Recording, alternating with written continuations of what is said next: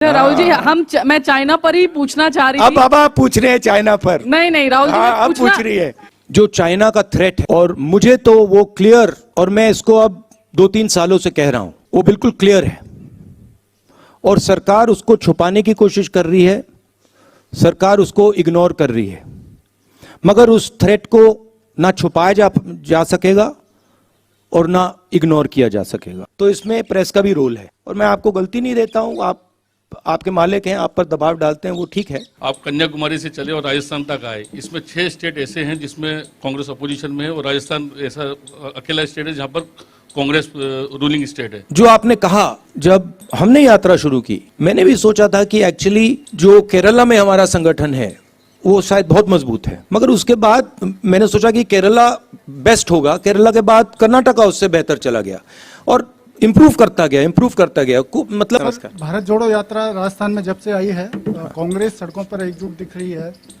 कोई बयानबाजी भी नहीं हो रही, कोई विवाद भी सामने नहीं आ रहा। लेकिन जब आप राजस्थान यहाँ से छोड़कर जाएंगे तो क्या स्थितियाँ यही रहेगी? इसके लिए कोई मैकेनिज्म देके जाएंगे या फिर कांग्रेस ऑल इज वेल के बयान से ही काम चलाएगी? मेरी राय है कि जो मैंने देखा है, और ये सिर्फ राजस्थान की बात नहीं है, ये बाकी स्टेट्स की भी बात है, कि मेन इशू कांग्रेस पार्टी की कि हमारा जो आम कार्यकर्ता है, जो सड़क पे लड़ता है, जो लोअर लेवल का नेता है, उसको हमें पार्टिसिपेट करवाना है, उसको हमें जगह देनी है और उसकी बात हमें सुननी है। ये मेन इशू है। जो ये बयानबाजी की बात होती है, ये तो आप जानते हो, प्रेस वाले आप थोड़ा मज़ा मतलब अपने अखबारों में लिखना चाहते हो तो आप करते रहते हो, ये आपकी आदत है, अच्छी आदत है, इससे आपके अखबार बिकते हैं। मगर हमारा जो स्ट्रक्चर है उसमें बड़ी क्लैरिटी है, उसमें कोई कंफ्यूजन नहीं है। राजस्थान पत्रिका से शादाब अहमद। और दूसरी बात देखिए, हमारी पार्टी डिक्टेटरशिप की पार्टी नहीं है, जो फैशिस्ट पार्टी नहीं है। हमारी पार्टी में थोड़ी सी डिस्कशन हमें ठीक लगती है, कोई प्रॉब्लम नहीं है हमारे लिए। अगर अलग अलग विचार हैं तो कोई प्रॉब्लम नहीं है। और ये सिर्फ राजस्थान की बात नहीं है, हमारे हर स्टेट में ऐसा है, सेंटर में भी हमारा ऐसा ही चलता है, तो हम इस चीज़ को टॉलरेट करते हैं। ज़्यादा नुकसान नहीं होना चाहिए, तो अगर ज़्यादा नुकसान होता है तो हम एक्शन भी लेते हैं, मगर जनरली ये कांग्रेस पार्टी की विचारधारा है कि लोग, हमारे पार्टी के लोग अगर कुछ बोलना चाहें, हम उनको डरा कर चुप नहीं करते हैं। और प्रेस वाले बोलना चाहे तो हम बिल्कुल नहीं डराते हैं, वो तो आप जानते हो। शादाब अहमद। राहुल जी, सबसे पहले तो 100 दिन पूरे करने पर आपको बधाई, और मेरा सवाल इसी से जुड़ा हुआ है। आप कन्याकुमारी से चले और राजस्थान तक आए, इसमें 6 स्टेट ऐसे हैं जिसमें कांग्रेस अपोजिशन में है और राजस्थान ऐसा अकेला स्टेट है जहां पर कांग्रेस रूलिंग स्टेट है। तो इसमें आपको क्या अंतर देखने को मिला? आप लोगों से मिले हैं, वहाँ पर भी खूब लोगों से बातचीत हुई है, यहाँ पर भी आपके लोगों से बातचीत हुई है, जो स्कीम्स हैं उसको लेकर, और जो वहाँ पर जो अपोजिशन में जो भी चीज़ें थी, उसमें क्या फ़र्क आपको महसूस हुआ है? सबसे पहले मुझे ज़मीन से एक बात समझ आई, और ये तमिलनाडु से लेकर राजस्थान तक, कि कांग्रेस पार्टी का जो कार्यकर्ता है, कांग्रेस पार्टी का जो सपोर्टर है, उसके कोई कमी नहीं है। लाखों करोड़ों लोग हैं, और सिर्फ हमारी पार्टी के लोग नहीं, मतलब आम नागरिक भी बहुत, मतलब कांग्रेस पार्टी से बहुत प्यार करते हैं। तो ये तो देखने को मिला हर स्टेट में। जो आपने कहा, जब हमने यात्रा शुरू की, मैंने भी सोचा था कि एक्चुअली जो केरला में हमारा संगठन है वो शायद बहुत मजबूत है, मगर उसके बाद मैंने सोचा कि केरला बेस्ट होगा, केरला के बाद कर्नाटका उससे बेहतर चला गया और इम्प्रूव करता गया। मतलब मध्य प्रदेश में जो हमें रिस्पांस मिला, महाराष्ट्र में जो रिस्पांस मिला, आप लोग दिखा नहीं रहे हो, वो तो आपके मतलब आपको करना पड़ रहा है, नहीं दिखा पा रहे हो, वो अलग बात है, बट भयंकर रिस्पांस है, इमोशनल रिस्पॉन्स है, प्यार भरा रिस्पॉन्स है सब जगह। यहां पे 2-3 योजनाओं के बारे में लोग मुझे कहते हैं और आम नागरिक कह रहे हैं। एक ये जो चिरंजीवी योजना है, इसके बारे में काफी लोग कह रहे हैं कि ये बहुत अच्छी योजना है। दूसरा जो यहाँ पे शहरी मनरेगा शुरू किया है, शहरी रोजगार गारंटी स्कीम, उसके बारे में भी लोग काफी कह रहे हैं। छोटी छोटी प्रॉब्लम्स हैं तो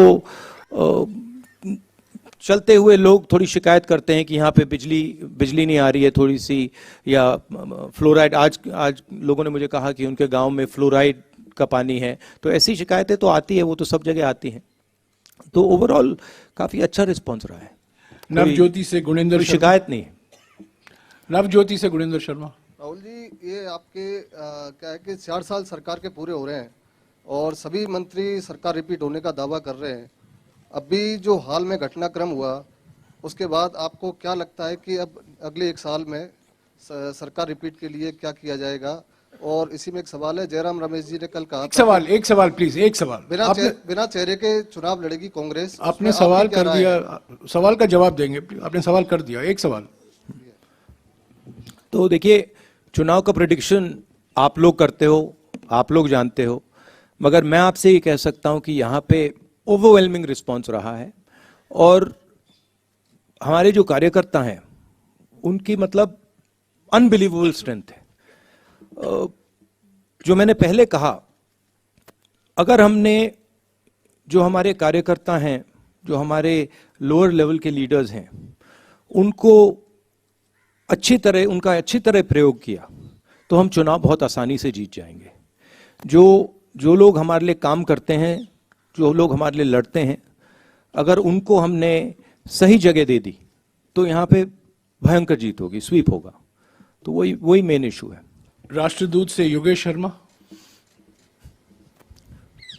राहुल जी, आप कह रहे हैं रेस्पॉन्स अच्छा मिल रहा है, निश्चित तौर पर सड़क पर बहुत सारे लोग आपको देखने सुनने आ रहे हैं, लेकिन पार्टी के अंदर बहुत सारी अनिर्णय की स्थिति होती है। 80 दिन पहले आला कमान के निर्णय के खिलाफ जाकर समानांतर विधायक दल की बैठक होती है, उसमें प्रभारी के खिलाफ बयान दिए जाते हैं, आप 3 नेताओं को नोटिस देते हैं, 80 दिन बाद उस पर निर्णय नहीं होता। उसी दिन विधायक इस्तीफा देने गए थे, उन इस्तीफों पर कोई निर्णय नहीं होता। और सवाल कीजिए प्लीज, सवाल कीजिए। ये अनिर्णय की स्थिति कब तक रहेगी? कोई निर्णय की स्थिति नहीं है, बड़ा क्लियर है ये। आपको मतलब ये थोड़ा थोड़ा होता रहता है पार्टी में, हमारी पार्टी में होता है, कोई बड़ी प्रॉब्लम नहीं है, कोई कंफ्यूजन नहीं है। दैनिक भास्कर डिजिटल से गोवर्धन। अगर आप कंट्रोवर्सी चाहते हैं मुझसे पूछिए, मैं कंट्रोवर्सी करा सकता हूं आपके लिए, थोड़े आपके बिकेंगे अखबार, नो प्रॉब्लम। भैया मैं कांग्रेस पार्टी का प्रेसिडेंट नहीं हूं, कांग्रेस पार्टी के प्रेसिडेंट खारगे जी हैं, आप ये सवाल उनसे पूछिए। आपने सवाल पूछा, मैंने सवाल का जवाब मिल गया। फिर से दोहरा देता हूं, खारगे जी से पूछिए। टाइम्स ऑफ इंडिया जयपुर से जॉय चंद। सर मेरा क्वेश्चन है, ये कांग्रेस में क्या है, कुछ नेता लोग बोलता है ये कोई नेता चला गया तो कोई फर्क नहीं पड़ता। The lot of attrition in the Congress, so what you are planning to stem this tide of people leaving Congress and joining other parties और BJP poaching them? Where is the tide? Last I heard, Congress won the election in Himachal Pradesh. You're not congratulating us for that. No, we are. How come you haven't said? How come you haven't said congratulations, Congress Party winning Himachal Pradesh? That you're not saying. That is only a drop in the ocean, actually. No? No, it's not. See, please don't underestimate what the Congress Party is. See what has happened, and with all due respect, you have been responsible for it. Is that there Hindi mein? Hindi? English or Hindi? You asked the question, what do you prefer? English. So, there has been a systematic defamation campaign, okay, run against myself for sure, and run against the Congress Party. And the press has participated willfully in this campaign.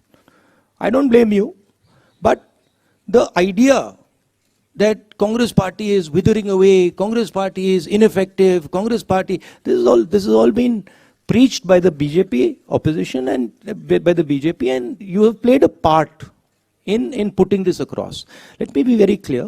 The Congress party is a ideological party.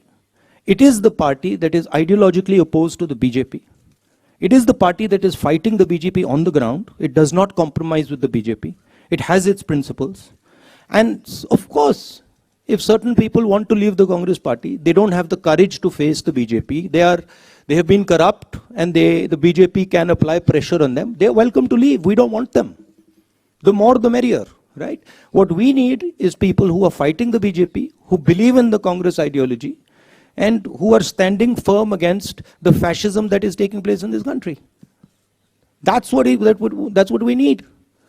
So this idea that Congress party is dying, this Congress party, is finished. I mean, a lot of people have this fantasy, right? It's not true. It won't come true. Mark my words. The BJP is going to be taken down by the Congress party. Okay? Thank you. जी राजस्थान से शशि मोहन, हिंदी में बोल दो, जी राजस्थान से शशि मोहन। बोल दे। देखिए ये जो अभी जो बोला, देखिए एक बीजेपी आरएसएस, ये इनका काम डिफेमेशन है। यही इनकी सबसे बड़ी स्ट्रेटजी है, यही इनकी सबसे बड़ी स्किल है। मुझे डिफेम किया और हर रोज ये कांग्रेस पार्टी को डिफेम करते हैं। और मैं आपको सच बताऊं तो इसमें प्रेस का भी रोल है, और मैं आपको गलती नहीं देता हूं। आपके मालिक हैं, आप पर दबाव डालते हैं, वो ठीक है। मगर ये कहना कि कांग्रेस पार्टी बिखर गई, कांग्रेस पार्टी खत्म हो गई, ये बिल्कुल गलत है। कांग्रेस पार्टी एक विचारधारा है, देश में बहुत जीवित है, लाखों करोड़ों लोगों के दिल के अंदर है, और यही पार्टी है जो बीजेपी के खिलाफ लड़ रही है, जो पीछे नहीं हटती है, आइडियोलॉजिकली लड़ रही है, और यही पार्टी बीजेपी को आने वाले समय में हरा के दिखाएगी। जी राजस्थान से शशि मोहन। ये तो भैया आपको उनसे पूछना पड़ेगा। वो बताएंगे, मैं कैसे बताऊं? मेरा पर्सनल नजरिया नहीं, लाइफ का एक्सपीरियंस होता है, वो भी एक्सपीरियंस था, ये भी एक्सपीरियंस है। तो एक सफर है, उससे भी सीखने को मिला, इससे भी सीखने को मिला। मगर यात्रा से मुझे पर्सनली तो काफी फायदा हुआ है। यात्रा भी खत्म नहीं हुई है, मगर बहुत सीखने को मिला है। जो सड़क पे दिखता है और चलने से जो दिखता है वो बिल्कुल अलग होता है। मतलब थोड़ी थकान होती है, थोड़ा दर्द होता है, तो तब सुनने में सच्चाई अच्छी सुनाई देती है। फर्स्ट इंडिया से योगेश शर्मा। क्योंकि जब सड़क पे चला जाता है तो जैसे आप हम लाखों लोगों से मिल रहे हैं, और 1-to-1 बात होती है। और जब हम सड़क पे चलकर बात करते हैं, तो जैसे हम किसान से मिलते हैं, तो वो इस बात को समझ लेता है, एकदम समझ लेता है कि ये जो व्यक्ति आया है, ये दर्द सह के आया है, ये फालतू में नहीं आया है, ये चल के आया है, एक प्रकार से बोझ उठा के आया है। तो वो दूसरे तरीके से बोलता है, और वो दिल से बोलता है, वो दिमाग से नहीं बोलता है। तो जब हिंदुस्तान की जनता दिल से बोलती है तो बिल्कुल अलग चीज समझ आती है। एक बात यह है। दूसरी बात है कि मुझे लगता है, और इसमें मैं शायद गलत हूं, मगर मुझे लगता है कि हमारी राजनीति में, जो पहले हमारी राजनीति हुआ करती थी, खासतौर से 70-80 साल पहले महात्मा गांधी जी के समय की राजनीति, इंडिपेंडेंस की राजनीति, उसमें राजनेता जनता के बीच में होता था। एक प्रकार से जनता के अंदर होता था, दूरी नहीं थी। और आज राजनेताओं के बीच में, और मैं सिर्फ सीनियर लेवल राजनेताओं की बात नहीं कर रहा हूं, जूनियर लेवल राजनेताओं के बीच में और जनता के बीच में एक दूरी से पैदा हो गई है। थोड़ा सा उसको अहंकार कह सकते हैं, अहंकार पैदा हो गया है। शायद उस टाइम देश गरीब था, आज़ादी मिली थी, तो नेताओं की अप्रोच थोड़ी अलग थी। आजकल मुझे लगता है कि दूरी बन गई है, और मैंने सोचा कि ये जो दूरी है, और शायद मुझ में भी थी थोड़ी सी दूरी, मैंने सोचा इस दूरी को खत्म करना है। ये दूरी फिजिकल दूरी नहीं है, ये दर्द की दूरी है। तो अगर हम दर्द नहीं सहेंगे, हम पास नहीं जा सकते, समझ नहीं सकते। तो यात्रा का यह भी लक्ष्य था, सिर्फ मैं नहीं, अब कांग्रेस पार्टी के बहुत लोग चले हैं, जनता के बीच गए हैं, और जनता का बहुत प्यार मिला है। आपको मैं समझा नहीं सकता क्या इसका मतलब है, ऐसे बोलने में बात नहीं समझ आती। और जो हिंदुस्तान का जो ज्ञान है, जो आम नागरिक में है, जिसके बारे में आप लोग लिखते नहीं हो, मीडिया में दिखाई नहीं देता।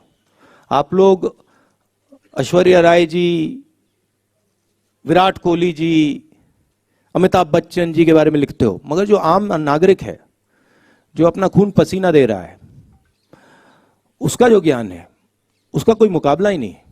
उसका जो प्यार है, उसका कोई मुकाबला नहीं। तो ये सीखने को मिला है। न्यूज़ 18 राजस्थान से सचिन शर्मा।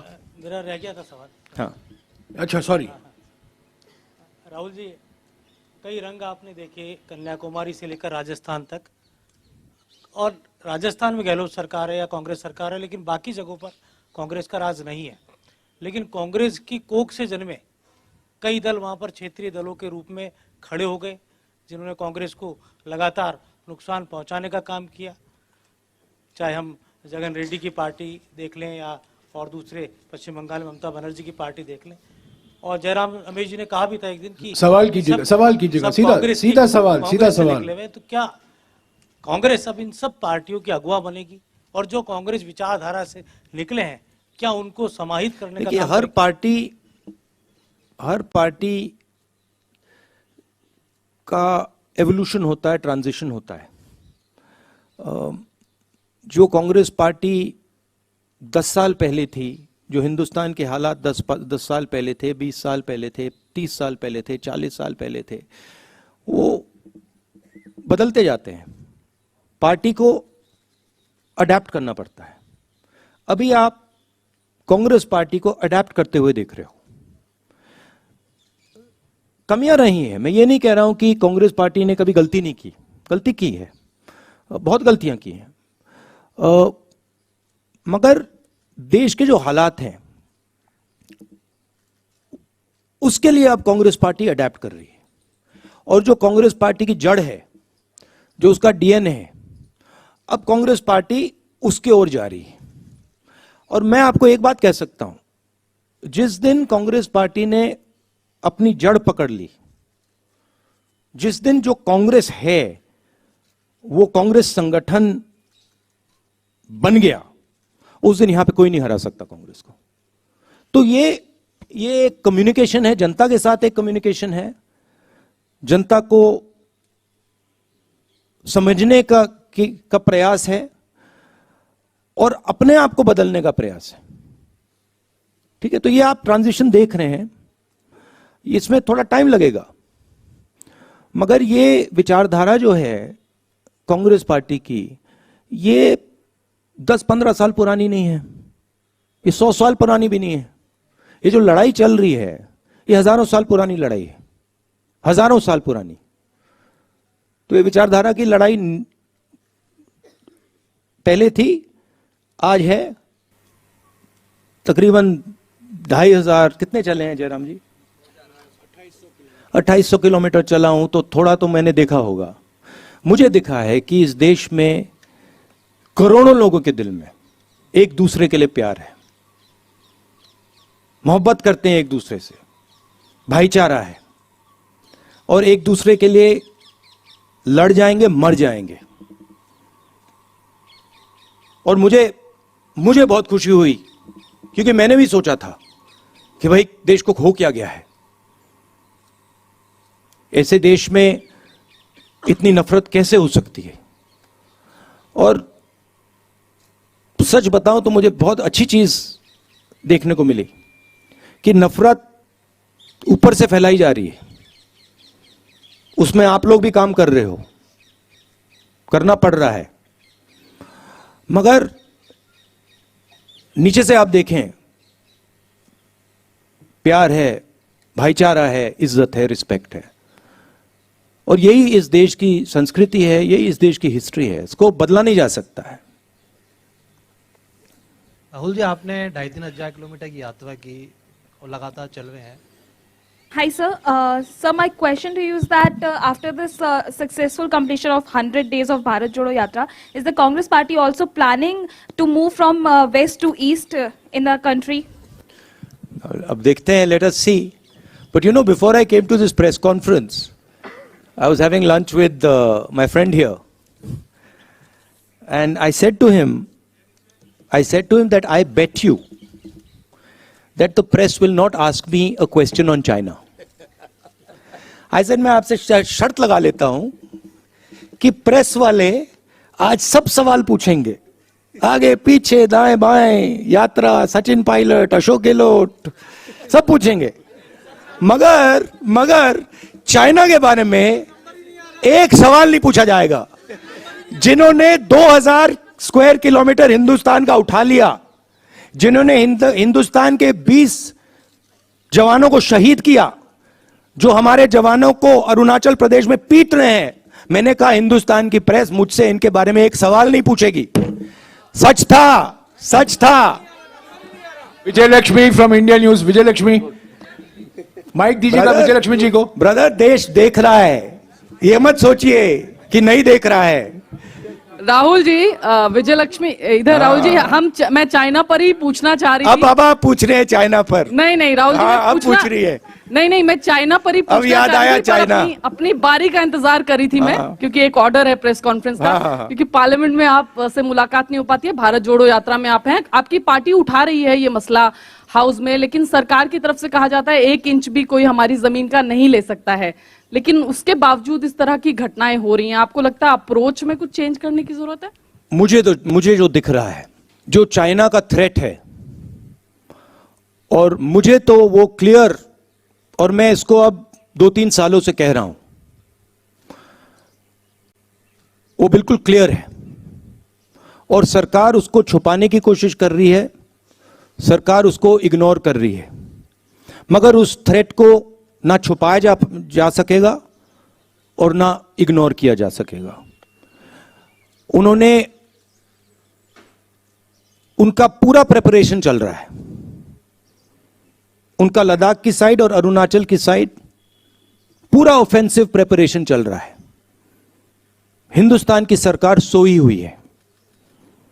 इस बात को हिंदुस्तान की सरकार सुनना नहीं चाहती है, मगर उनका प्रिपरेशन चल रहा है, और प्रिपरेशन युद्ध का है। प्रिपरेशन कोई इंकर्जन का नहीं है, प्रिपरेशन युद्ध का है।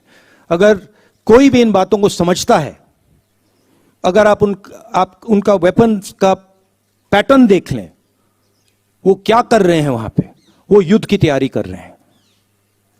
और हमारी सरकार इस बात को छुपाती है और इस बात को शायद एक्सेप्ट नहीं कर पा रही है। हो क्यों रहा है? क्योंकि हिंदुस्तान की सरकार इवेंट बेस्ड काम करती है। हिंदुस्तान की सरकार स्ट्रेटेजिकली काम नहीं करती है, इवेंट बेस्ड काम करती है। वो सोचते हैं कि भैया यहां पे एक इवेंट करो, यहां पे एक और इवेंट करो। मगर जब आप इंटरनेशनल रिलेशंस की बात होती है, जियो स्ट्रेटेजी की बात होती है, वहां पे इवेंट काम नहीं करता है, वहां पे शक्ति काम करती है। तो मैंने 3-4 बार बोला है कि सावधान रहना चाहिए, जो हो रहा है उसको समझना चाहिए। उनकी बयानबाजी आती रहती है, मैं देखता हूं एक्सटर्नल अफेयर्स मिनिस्टर बोलते रहते हैं, कहना नहीं चाहिए, मगर शायद उनको थोड़ी अपनी समझ गहरी करनी चाहिए। आखिरी सवाल राजदीप सरदेसाई, इंडिया टुडे से। Mr. Gandhi, thank you very much for addressing the press conference. It's good to have leaders who take questions from the press. And we were going to ask a question on China as well. No, you were not. No, we had it. Moshmi and I had discussed it, but of that's course. okay, sir. No. Of course. That's okay, After I said it, of course, now suddenly the questions will come. No. Anyway, we don't need to get into it. Sir, you started your press conference by saying that you believe the Yatra has been a success as it's gone from Kanyakumari into North India. Can you define for us what Rahul Gandhi believes is the success of a Yatra? Because only last week, you lost an election in Gujarat badly, you won an election in Himachal. Is electoral success one of the criteria for you when you say success of the Yatra? And what next for you after this Yatra, Rahul Gandhi ji? Are you building towards 2024?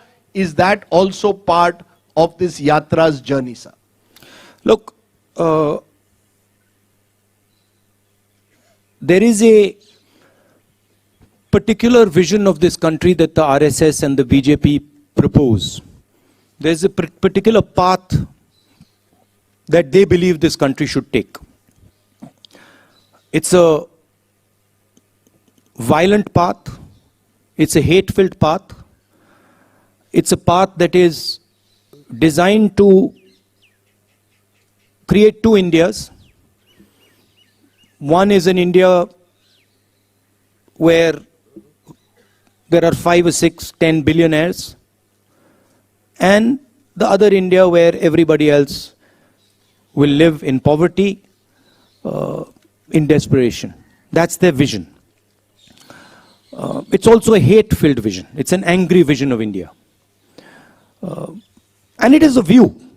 It is a view held by quite a few people that this is what India should look like. That one language should dominate, one state should dominate, one idea should dominate, one culture should dominate, right? One religion should dominate. And there's another view. And that view is that this country should talk to itself. It should have a conversation with itself. It should be affectionate to itself. It should understand the pain that this country is going through. It should not be arrogant, it should be humble. It should reach out to other people. It should embrace other people. This is another vision. This is what the Bharat Jodo Yatra has been very successful at showing. That there is another alternative. Nobody in the Yatra is beating each other up. Nobody is abusing each other. Someone falls down, everybody lifts them up. Nobody asks, what caste are you? Which state you come from? How dare you come here? Nobody is asking these questions, right? And that the Yatra has been full of love and affection. Anybody comes, they're treated with respect. Doesn't matter who they are. A lot of people come to me, when I'm talking to them, I don't agree with them. They'll say something to me, I tell them I don't agree with you. But there is the space for the disagreement. So where the Yatra has been extremely successful is that it has shown that there is another way of doing things. It has shown that you can actually respect people, you can actually embrace people, you don't have to be nasty and cruel. Okay, so there it has been a tremendous success. What next for me? I have said that the Yatra ends in Srinagar. I think it will end by the end of January. And I have said that, look, it is my endeavor to focus on this Yatra until the flag is hoisted in Srinagar. It's a public journey It's a journey of many, many yatris, millions of people. But for me also, it's a private experience. It's getting to understand a lot about the people that I love, about myself. And so it has been a big experience for me. It's been a very good learning experience for me personally. And you can ask that question to most of the yatris, they will tell you the same thing.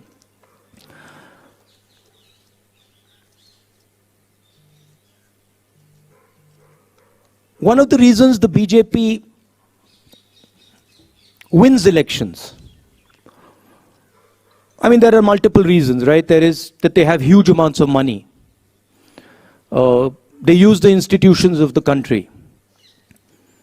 They pressurize and threaten people.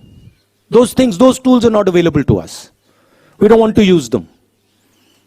We will never take over the institutions of this country because we are the ones who built them and we know that they belong to the people of this country. We will never touch them. So we can't do that. We don't have access to that money. We never will.